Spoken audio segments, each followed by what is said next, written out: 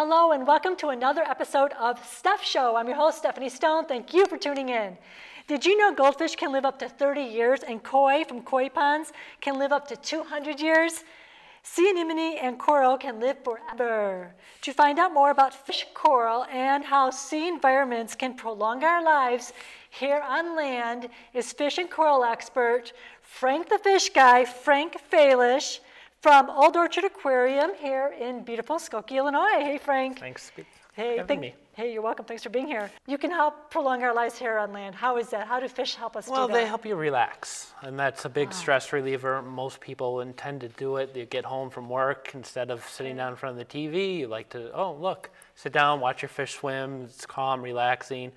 Some people find it more soothing, just listening to water run, things like that. It's more of a kind of a tranquil, peaceful environment.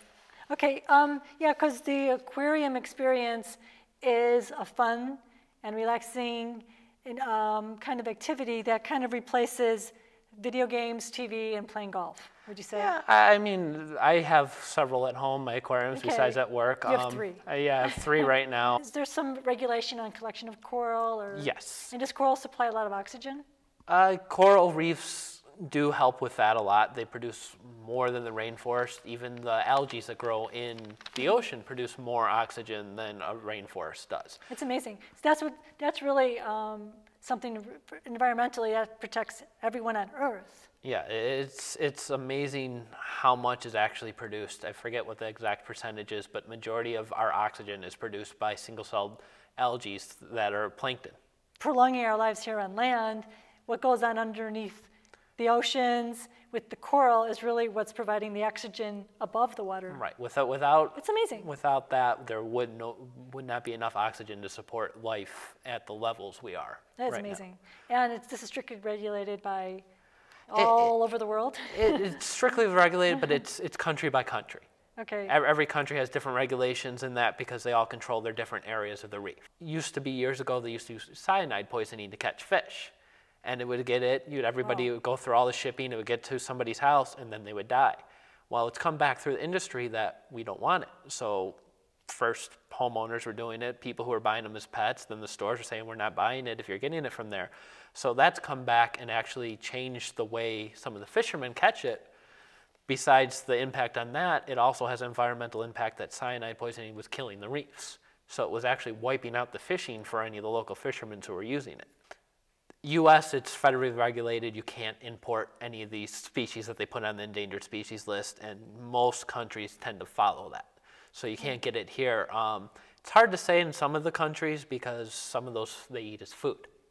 So it's not as locally, it's not as regulated. Most clownfish, Nemos, that's what people refer to them. Most of those are captive bred now. So very few are taken from the wild anymore. And why is that? It's not damaging the reef. It's not taking from the wild. We're not diminishing any populations for that.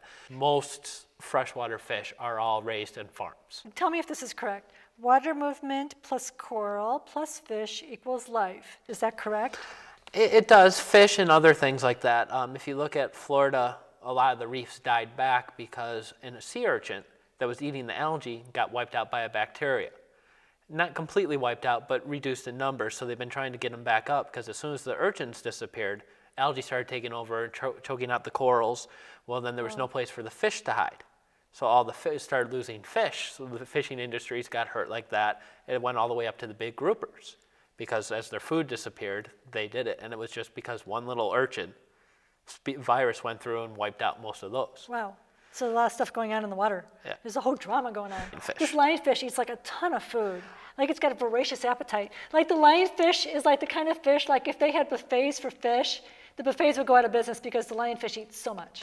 Pretty much. I'm sure you've seen videos of it. They suck up their food whole. So they'll go along, they'll wait for a fish to swim by, and it's gone. They can eat anything their size. And they trap like large schools of fish, and they eat them all at once. They try to. Oh, they're terrible. They're a predator, and the problem is in the Atlantic, there's no natural predator for them, like in the Pacific where they're from. So they're the king of the Atlantic. For the most part, I mean, there's not a lot of predators that eat them because they're poisonous. And it's interesting how they got to the Atlantic because it was a They're not sure. They say it's either from the ballast of a ship going through the channels and everything and releasing young in the thing, or there was from when one of the hurricanes threw, they think people's aquarium fish got washed out. They haven't been able to say where. So you went to school in Hawaii? Yes. Do you miss it? Of course. Hawaii Pacific University. Yeah, you got your BS in marine biology. Correct. You and Justin and many others there are experts. You have a degree, and you get training from your vendors, and you also go out and get training at schooling and so forth. Schooling, some of that. Ongoing. Yeah, we also work with each other a lot. Some of us have different areas where we're better in and things like that. We're always sharing knowledge. If we don't know something, we're going to turn to the other guy and go, okay, what do you think about this? What about that? Things like that. That's why you're the fish and coral expert. And the others are too. Yeah, everybody has varying degrees. Some of the guys are better at freshwater, some are better at saltwater. My main focus is, because marine biology, I'm more into the fish, but I do pay attention to the coral, the inverts, the hermit crabs, snails, all the kind of interesting creatures that you get pop up. Oh, I was talking, I spent almost 2 hours at your aquarium. It is so interesting. I was talking to you and Justin. Justin is considered the coral expert, I guess. Yeah. And I was surprised coral is immortal. Technically, yes. Each polyp could do it, but the whole colony as itself, as long as environment's right, will continue to live forever. Even though it's an animal, you can propagate it. Right, you can propagate it like plants. So some corals you can actually break it off, which is called fragmentation. It's shortened into frags, and you can glue them, and they'll grow onto different pieces of plugs, which are cement or acrylic. You can have a little fish bowl for under $10.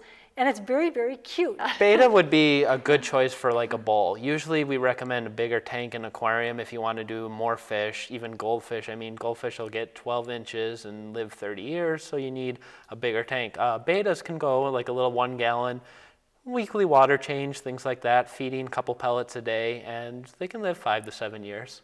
Yeah, the nice thing about the betas are they can actually breathe air, so if they need to, they can breathe air. They can come out to the surface and do it. They also you don't have to have a heater on it like some of the other fish, so it's just room temperature water, just a little dechlorination, and feed them a couple pellets a day. If you get freshwater fish and not coral, you can get a starter aquarium for under $100. Yeah, you could get a nice peaceful community tank with some tetras or... Cool. You could do Danios, there's a couple different fish species you can kind of mix together. With a 10-gallon tank, you're a little limited, but there's still 20 or 30 different species that you could choose to put in there. Both freshwater and saltwater, it's going to be more expensive, but yes, you could do 1 or 2 fish, maybe a few more, depending on what the fish were you were looking at. Yeah, that's cool because, it sounds like to me, fish are easier to take care of and cost less than dogs. They do. It is a little bit more of an initial cost to set it up and things like that. And the biggest thing is patience. You can't just go out and buy a tank and then all of a sudden throw all the fish in you want. You got to go slow. You got to wait for the proper bacteria to grow. When you say bacteria, what do you mean? There's actual bacteria that converts fish waste and from ammonia to nitrite to nitrate.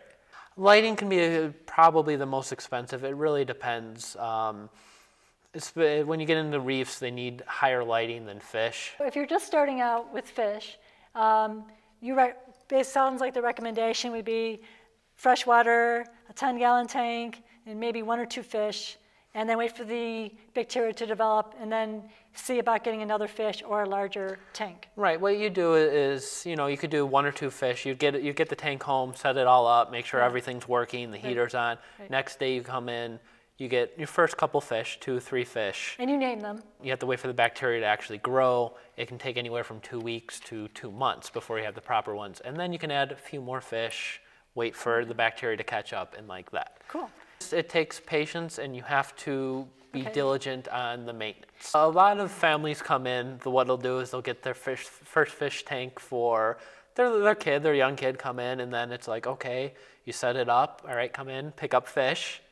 All right, couple weeks, bring in a water sample, we test it. If it's good, they can get a few more fish and things. It's good for teaching patience and, about life and death. Discipline is another one because you really have to make sure you keep up on the maintenance. It's not a lot of work if you stay on top of things. Do you find that the families you sell to, they maintain it? For the most part, yeah. It's if you know, that's one thing I say, find somebody you trust, somebody you get along with to help you with that, because everybody's going to give you slightly different information. I mean, at the store, we're all going to basic things like that, but if you go to different stores, you go online, you're going to get different information. And some of it's good, some of it's bad, and you just got to find out what it is and what works for you. What works for one person's tank might not work for everybody's. Cool. Wow. Their own little environment. Yes, it's you got to remember, it's an ecosystem you're trying to reproduce in a little glass bowl. Ah, yes, that's true. You're trying to bring the ocean or the lake into your little container. And do you go out? Do you personally go out, or do you have other people that go out and service and answer questions? And I don't service. Yes, we do have a team of, we have 3 guys who that's all they do full time, is they go and they take care of, maintain people's tanks and things like that. They develop relationships with these people. Oh yes, they come in. They go there every month. They're there at least every month. Sometimes more, sometimes less. How is that? How do they like that? They like it. I mean, I enjoy it. I enjoy the customers coming in as you help them through that. You know, you develop a relationship. You know what's in their tanks. You know what kind of fish they like and things like that. And it's always. So it's the kind of thing, you know what they like and don't like, so you can advise them on a fish they may not know about, but you know they're going to love it. Right. And another thing, love when they bring them in and you see pictures of their tanks and you see how it's improved. And this is how it started and this is what it is. You hobbyists, you saved the Endler? Endler's guppies, yes. Yeah.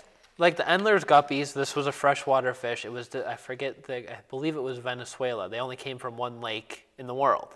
What happened is they got into the industry, people are taking care of it, and pollution ended up getting in the lake. It wiped out all the fish. So a bunch of the hobbyists got together, bred the strains true, reintroduced them back to the lake so that they're back there. Bang-eye cardinals only come from one island. They're saltwater fish. They were getting overfished, so what they did is they took a small population of it and went to a nearby island and released them there so that there was a second area just in case something was to happen to it, that they could still be introduced back to the main island. So like a backup civilization. Yes. Cool. They're also one of the few that can actually be raised by hobbyists. Most saltwater fish can't. No. Hobbyists do have a very big beneficial noticeable effect on that. The thing is, hobbyists are usually doing it just for the love of it. Yeah. Any corporation has to make money, and it's hard to make money on new species. So most of the discoveries are either private institutions that have money, or a government, or just somebody doing it in their house. But if you can combine money and a passion, then you've really got it made in the shade. Yeah. Okay. And that's what you do at your work, because you're doing what you love. Would you say that for people out there watching, that fish are easy to take care of? Or you have to enjoy it. You have to be willing to sit there and go, yes, I want to see this. You want to see it every day. You don't mind getting your hand dirty, scrubbing a little bit. Scrubbing a little bit. So 5 minutes a day, 10 minutes a day. Wow, cool. And it's enjoyable and provides therapy. Yep. Yeah. Okay, well, thank you so much for being here. This has been Frank Falesch. He's the fish guy, the fish and coral expert, and among many, at the Old Orchard Aquarium here in beautiful Skokie. Thank you. Thank you. And thank you for watching another episode of Stuff Show. My name is Stephanie Stone. See you next time. Bye. I hope you enjoyed it. I didn't really get. I was holding this the whole time, so I'm not sure.